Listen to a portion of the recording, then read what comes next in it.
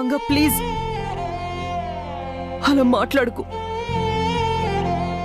చావును నువ్వు తీసుకున్నంత సులువుగా మేం తీసుకోలేకపోతున్నావు.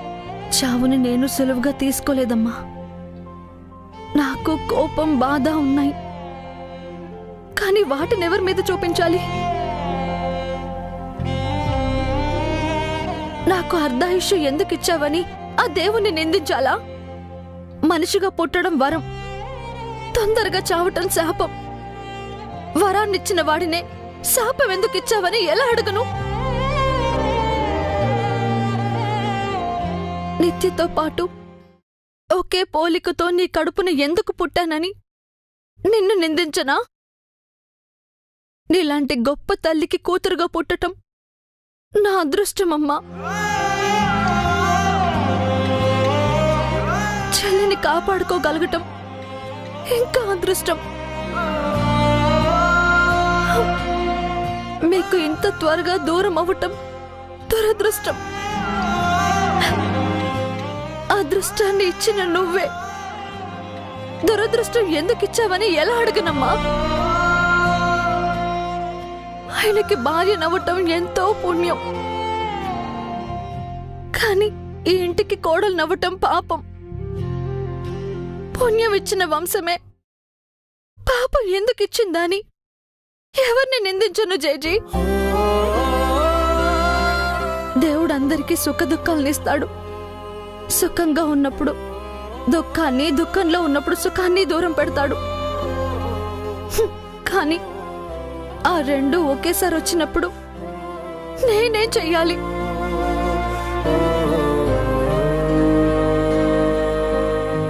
నీ స్థానంలో నేనుంటే ఈ పాటికెప్పుడో గుండె పగిలి చచ్చుండేదాన్ని. నువ్వు కాబట్టి గుండె నిబ్బరంతో ఉన్నావమ్మా. అవునమ్మా, నీకు ముందు చనిపోయిన ఏ కోడలికి శాపం గురించి తెలీదు. ఎందుకు చనిపోతున్నారో వారికెవ్వరికీ తెలీదు.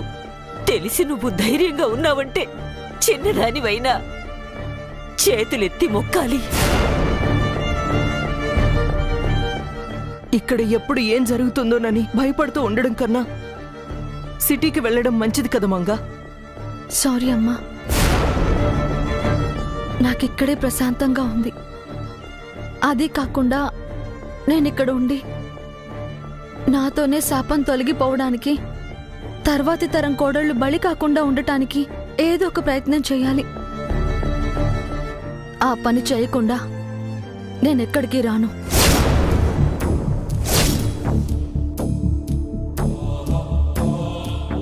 నీ ఇష్టం తల్లి.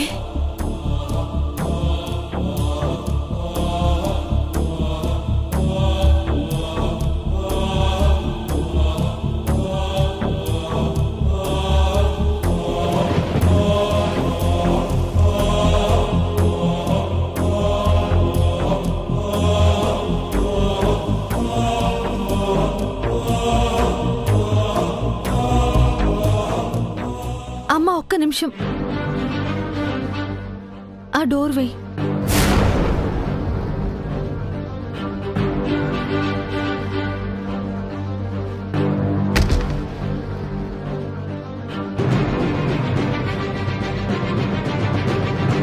నిత్య ఇక్కడికి వచ్చిందని నాతో ఎందుకు చెప్పలేదు? నిత్య ఎందుకు వచ్చిందమ్మా? తనకిక్కడ పనేంటి? చెప్పమ్మా, అసలు నిత్యకు రానాతో పెళ్ళయిందా లేదా? రానాని వదిలేసి ఎందుకొచ్చింది? అడుగుతుంది నిన్నేనమ్మా, చెప్పవా? చెప్పడానికి ఏమీ లేదు. ఏం లేదు. ఏదో ఉందమ్మా. అదేంటో నువ్వు చెప్పకపోతే నేనే నిత్యని అడిగి తెలుసుకుంటాను. నేనే తెలుసుకుంటాను.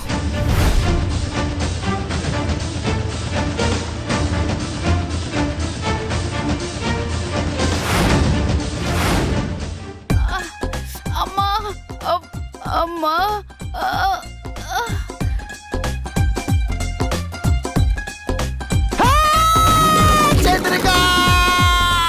పక్కనే ఉన్నాక ఇదిగో ఎందుకు అరుస్తున్నారు? నీ అమ్మ కడుపు బాడ, నువ్వు పక్కన లేవని అరవలేదే, నొప్పితో అరిచాను. డాక్టర్ గారు, వీళ్ళ పరిస్థితి ఏంటండి? మేడం గారికి ఏం ప్రాబ్లం లేదండి, సార్కే. పాప అవుడి గారికి ఏమైంది డాక్టర్? కొంపు తీసి పోతారా?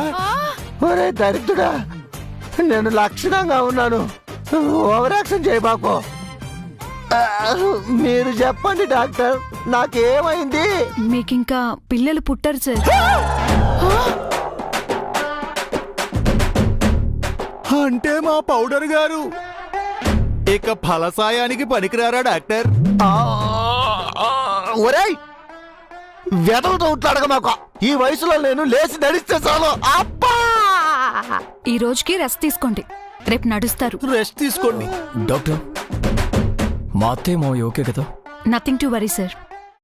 Thank you. నేను వాళ్ళతో కాస్త మాట్లాడాలి. Okay sister. చారీ సార్, నువ్వు కూడా. సరే సార్.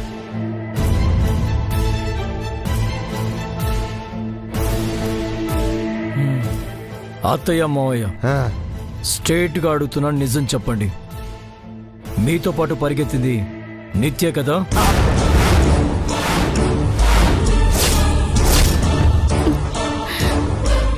చెప్పండి, నిత్య కదా? ఏమోరా, మేము సరిగా చూడలేదు. నీ ముందే ఉంది కదా, ఎందుకు చూడలేదు? అంటే అల్లుడు, వెనక ఎద్దు తరుగుతుందిగా, ఆ కంగారులో చూడలేదు. మీరు చెప్పకపోయినా నేను ఏదో విధంగా తెలుసుకుంటాను, కానీ మీరు చెప్తే బాగుంటుంది. మాకు తెలిసింది చెప్పావురా, తెలియంది చెప్పమంటే ఎలా చెప్తావురా? అవునల్లుడు, అయినా నీ దగ్గర మేము నిజం ఎందుకు దాస్తాం? ఆల్ రైట్, మంగ డెలివరీ అయ్యాక మొత్తం తెలుసుకుంటాను. Get well soon. అబ్బో, ఏంటి ఈడు మళ్ళీ నిత్యపై పడ్డాడు? నిత్యవాడి కంట పడింది, డౌట్ రాకుండా ఎలా ఉంటుంది? అంటే రేపు మంగ డెలివరీ అయ్యాక నిత్య గురించి తెలుసుకొని జై మన భర్తం పడతాడేమో చంద్రిక. వాడికంత టైం ఉండదులేండి, మంగ డెలివరీతో పాటు డెత్ కూడా అవుతుంది. అవును కదా, మంగే పోయాక జై మన మీద మాత్రం కోపం ఎందుకు ప్రదర్శిస్తాడు?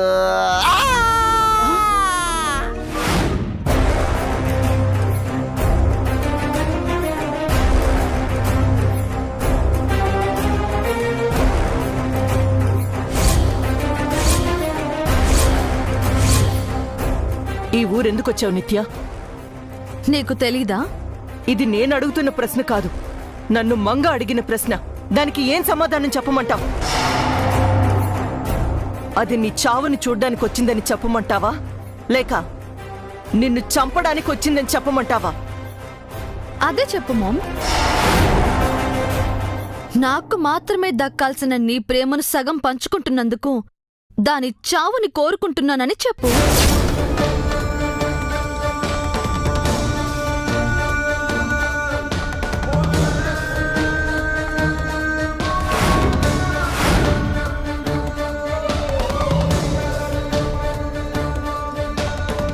నేను ప్రేమిస్తున్న జైని అది సొంతం చేసుకున్నందుకు దాన్ని చంపాలనుకుంటున్నానని చెప్పు.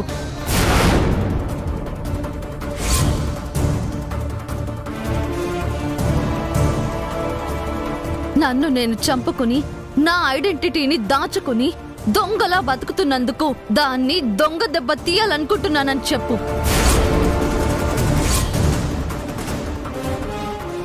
దాన్ని శాపం వదిలినా నేను వదలను అని చెప్పు. ఈ ఊరే దానికి వల్ల కాడు అని చెప్పు.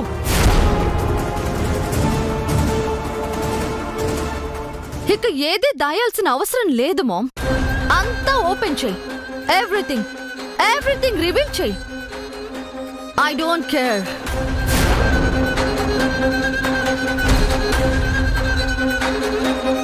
నిత్య,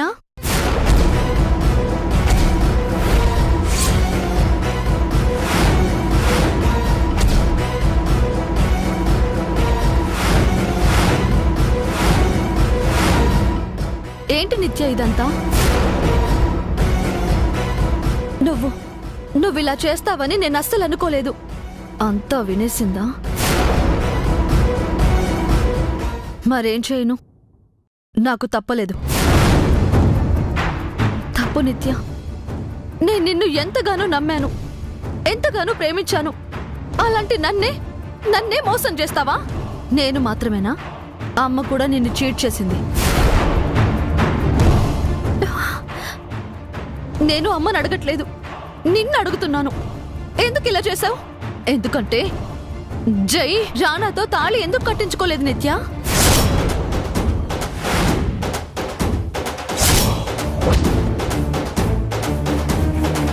నువ్వు రానాతో తాళి కట్టించుకోవాలని చెప్పాను కదా, అది మానేసి ఈ ఊరు ఎందుకు వచ్చావు? ఇదేం వినలేదన్నమాట. ఎలా కట్టించుకుంటానక్క? నువ్వు లేకుండా, నువ్వు చూడకుండా రానాతో తాళి ఎలా కట్టించుకుంటాను? రిజిస్టర్ ఆఫీస్లో కూడా ఉండకుండా వెళ్ళిపోయావు. అక్కడ కూడా నీ పెళ్లి జరగలేదు అని నాకు తెలిసింది.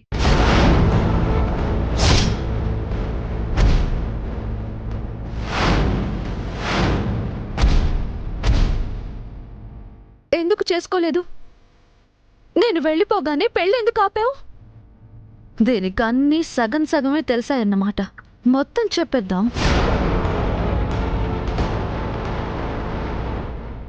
ఎలా పెళ్లి చేసుకుంటానక్క? మనసులో ఒకటి పెట్టుకుని పైకి మరొకటి ఎలా చేయమంటావు?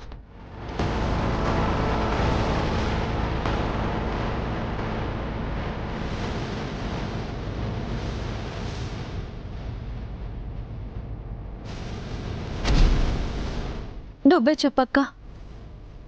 నీ మనసుకి విరుద్ధంగా ఏ పనైనా చేస్తావా?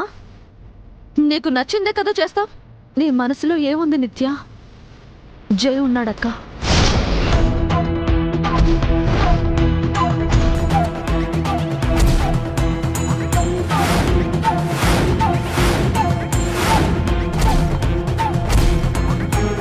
ఏంటి నిత్య?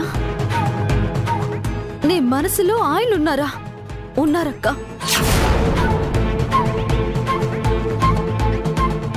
కానీ నేను ప్రేమించిన మనిషిలా కాదు, నిన్ను పెళ్లాడిన మనిషిలా. బావ పక్కన నువ్వున్నావు, కానీ రేపుండవు. మా మధ్య లేకుండా వెళ్ళిపోతావు.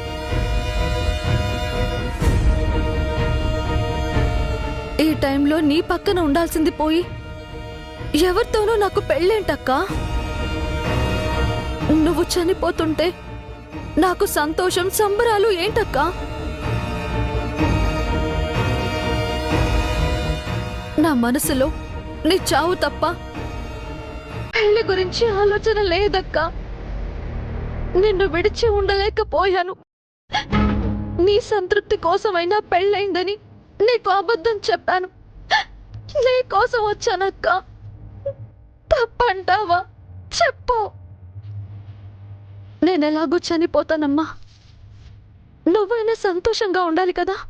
నువ్వు లేని సంతోషం నాకెందుకక్క? నువ్వైనా చెప్పమ్మా. మీరెన్ని చెప్పినా నేను విననక్క. నీతో ఆఖరి క్షణం వరకు ఉంటాను.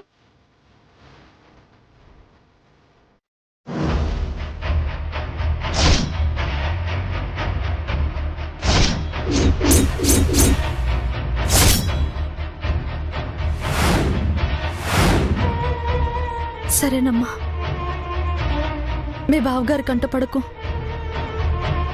ఆయన నా కోసం చూస్తూ ఉంటారు. వస్తాను. బాయ్ అక్క.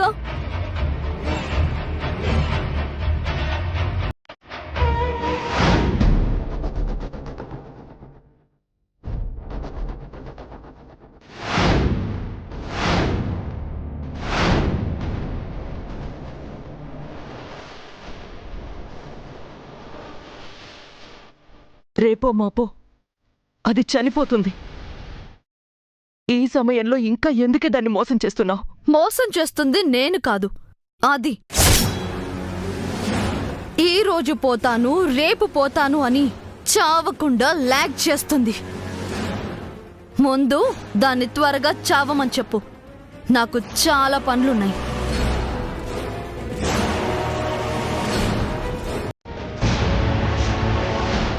భగవంతుడా,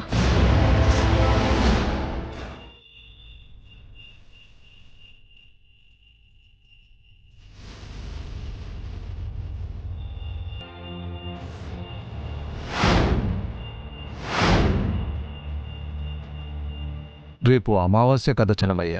అవును స్వామి. బహుశా రేపే గుడి తలుపులు మూయాల్సి రావచ్చు.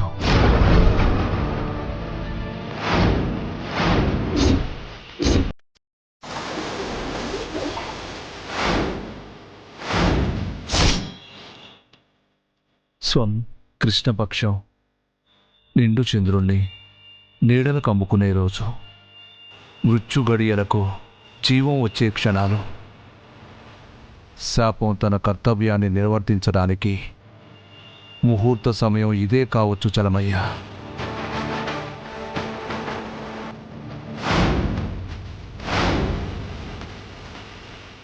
స్వామి, ఆ శాపం పెట్టింది మా వంశస్థులే. ఆ శాపం ఆగిపోవాలని నేను చెయ్యని ప్రయత్నం లేదు. ఆఖరిసారిగా అడుగుతున్నాను, నా ప్రాణాలు పోయినా పర్వాలేదు, ఆ అమ్మాయిని బ్రతికించండి. ఒక బిడ్డ కోసం తల్లి ప్రాణం ఇవ్వచ్చు, పేగుబంధం కాబట్టి. ఒక భార్య కోసం భర్త ప్రాణం ఇవ్వచ్చు, తాళిబంధం కాబట్టి. కానీ ఏ సంబంధం లేకుండా నువ్వు ప్రాణాలు ఇస్తా అన్నావంటే అది నీ గొప్పతనం అనుకోవాలా, లేక ఆ అమ్మాయి మంచితనం అనుకోవాలా చలమయ్యా? ఆ తల్లి మంచితనమే స్వామి. ఆమె బతకాలి, నిండు 100 ఏళ్ళు బతకాలి. అసాధ్యం చలమయ్యా. మా ప్రాణాలు బలిచ్చినా ఆమె బతకదు. ఎందుకంటే మన బలిదానాల కన్నా శాపం పెట్టిన ఆత్మ బలిదానం ఎంతో బలీయమైనది. మంచితనం కంటే కోపం గొప్పదా స్వామి? ధర్మాగ్రహం గొప్పదే చరమయ్యా. అందుకే అతను పెట్టిన శాపం ఇన్ని తరాలుగా బతికే ఉంది. కోడళ్లను చంపుతుంది. ఈ కృష్ణపక్షాన్ని శుక్లపక్షంగా మార్చే శక్తి ఆ దేవుడికైనా ఉందో లేదో.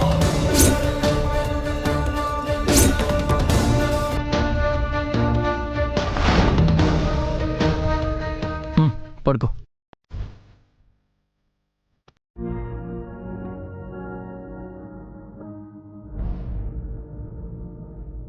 గుడ్ నైట్ బంగారం.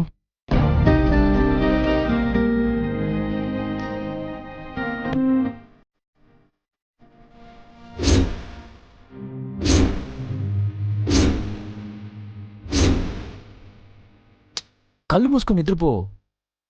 మీరు నిద్రపోరా?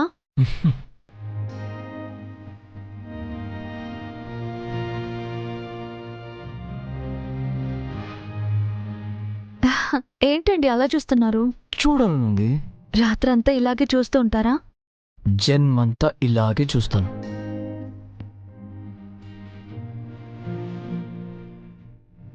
నాకంత అదృష్టం ఉందా? ఎందుకు? ఎందుకంటే రేపు నేను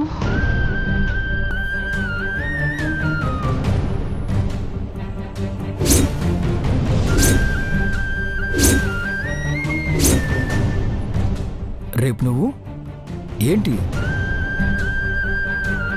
రేపు బిడ్డ పుట్టాక మీరు నన్ను పట్టించుకుంటారండి? హ్యాపీగా. నువ్వే ఫస్ట్, బేబీ సెకండ్.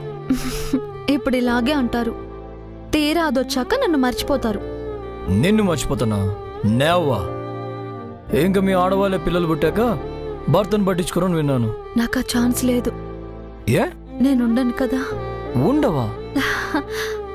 అదేనండి, మిమ్మల్ని వదిలి ఉండను కదా.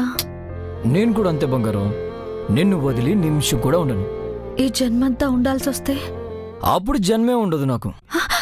ఏవండి,